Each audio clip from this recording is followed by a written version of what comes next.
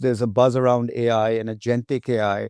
It's become a topic we're all trying to explore. So if agentic AI can push e-commerce into a new cycle, a higher cycle, that then again bodes well for logistics demand, because it's a well-known fact that every incremental dollar of e-commerce tends to generate 3 or 4 times the amount of warehouse square footage. So if AI and agentic AI pushes demand to a new level, that should add again to our upcycle view.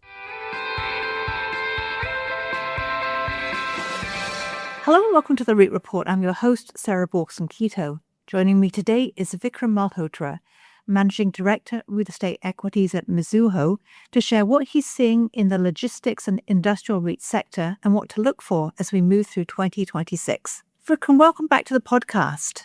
Really excited to be here, Sarah, and good to talk to you about industrial. It's exciting times, so lots to talk about. Great. So let's jump right in. How was the sector looking as we came into this year? And what has been the trend in leasing activity and sentiment more broadly for 2026? It's definitely an interesting question given the conflict, higher oil prices.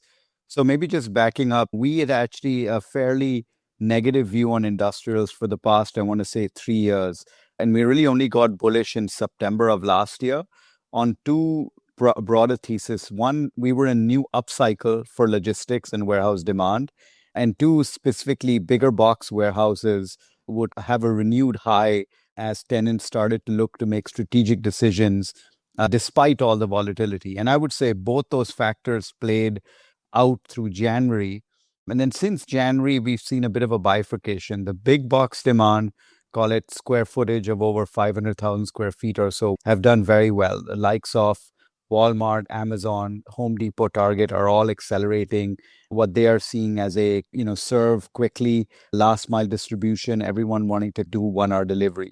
The new upcycle is a little mixed, where demand was strong, certainly year over year, but it had moderated from the strength we saw in 4Q. And given the conflict, there was a bit of a confusion whether there would be a slowdown. So far, we haven't seen it. So I would say the first quarter has played out just maybe a tad bit below expectations, but we're still in a new upcycle, and that keeps us positive on logistics.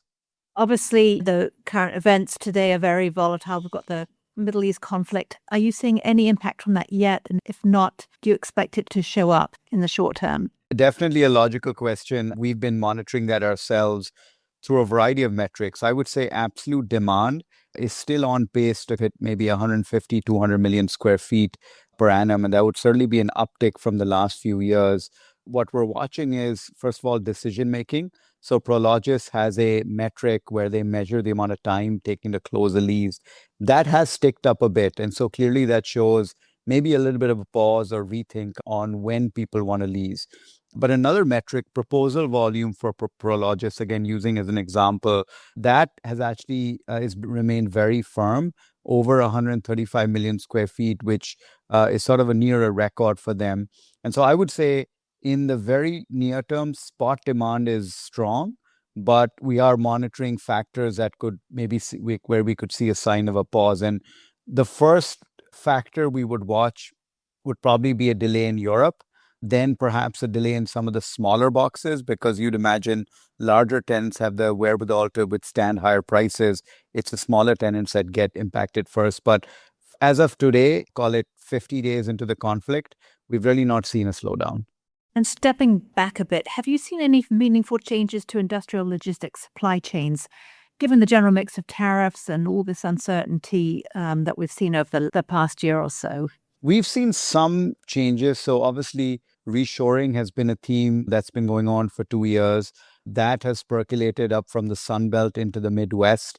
And that probably has only strengthened, because given all the conflict and the higher oil prices, companies are definitely thinking about T+1. What are the other supply chains we need to have intact? So that has remained pretty firm.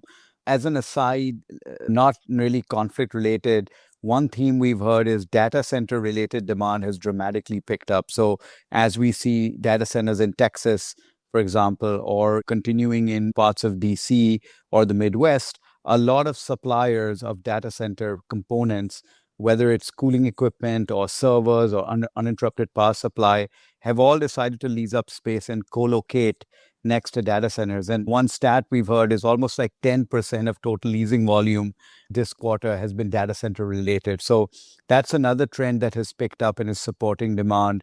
And you could argue that's a shift in the way, logistics has been in terms of the large demand drivers, which have traditionally been e-commerce, construction related, etc.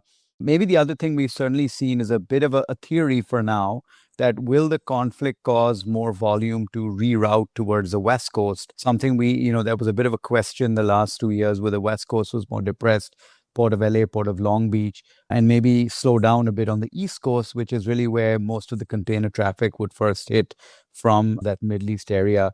We've seen some signs of stabilization and a pickup in the West Coast, but I would say that still remains the number one question in logistics, at least in the US, is are there structural issues going on in the West Coast? And so far, that the debate is wide open.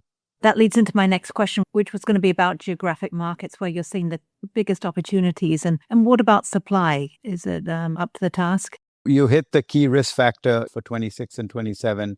So I would say we've all heard stats like logistics supply has fallen by about 60, 70% in terms of new starts. The problem was that demand fell almost by 80% from the peak. So much bigger drop off in demand. Supply is still an issue. Like clockwork, we have had about 50 million square feet of starts, and that compares to about 56 million net absorption in the fourth quarter, about 40 million of net absorption in the first quarter of 26. If this 50 million continues, then we really need a nice pickup in logistics above that 50 million for us to see vacancies falling and rent growth. So that is the number one factor we're monitoring as a risk to this new upcycle thesis that we have. And you mentioned sort of geographic differences. I would say the Sun Belt still very strong. That's been the number one region. East Coast, probably next, parts of New York, New Jersey. But I would say emerging, but really strengthening areas, the Midwest.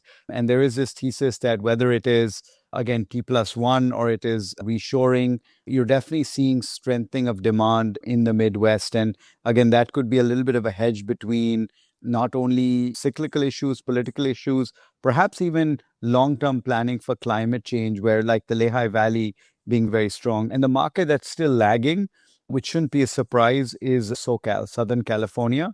But even in California, there's a little bit of a bifurcation. NoCal is strong, whereas SoCal is still relatively weak. And that would sort of be the one market everyone's monitoring for the likes of Rexford, FR, or Torino. Even Prologis that has high exposure.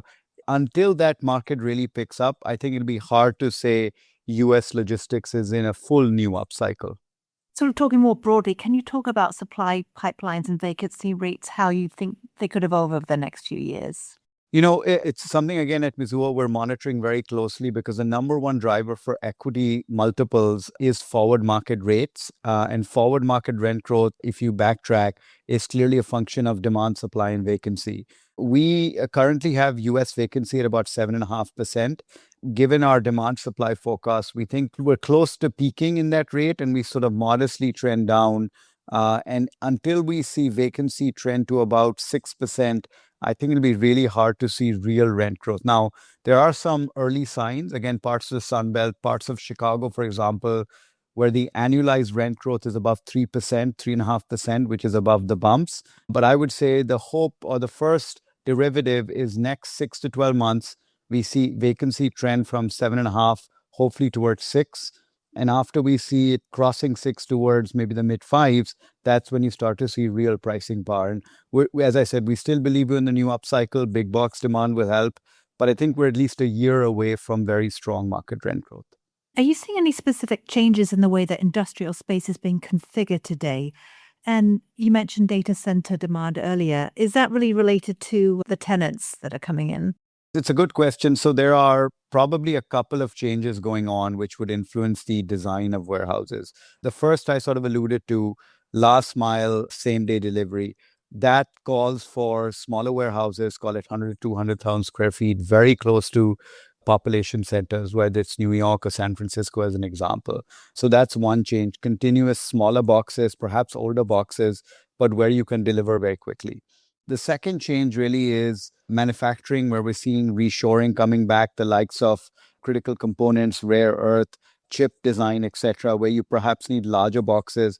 Customers are taking 300, 400, 500,000 square feet, planning for the next years. And in that, you'd also start to see automation. Automation is definitely a theme combined with AI, where the question is, what sort of investments will an Amazon or Walmart put in to fully automate? It's interesting, today in the US, there are only about 5% of all warehouses are fully automated. The positive sign there would be a lot of equipment goes in, and therefore the renewal cycle for a landlord tends to be good, sticky tenants. And I would say those are boxes, typically the newer formats and the newer warehouses are where you could easily more automate. You for larger clear heights, for example, utilizing the cubic feet more than the square feet. So I would say that's a third way things are changing in terms of format, not only more sophisticated, larger clear heights, etc., but also having more modern systems. And that leads me to the last point, something that we talked about with Prologis recently. Not only will location and format matter, but the access to power will matter a lot. And that'll be another differentiating factor. Which warehouses have excess power, whether via solar or connections already with the local utilities? A fully automated warehouse probably needs about 5 to 7x more power per square foot to run. And I think tenants will not only view that as critical, but a real differentiation going forward. So any REIT or landlord that has those first two components, but also added power capacity, will be a real winner going forward. The big issue across the board.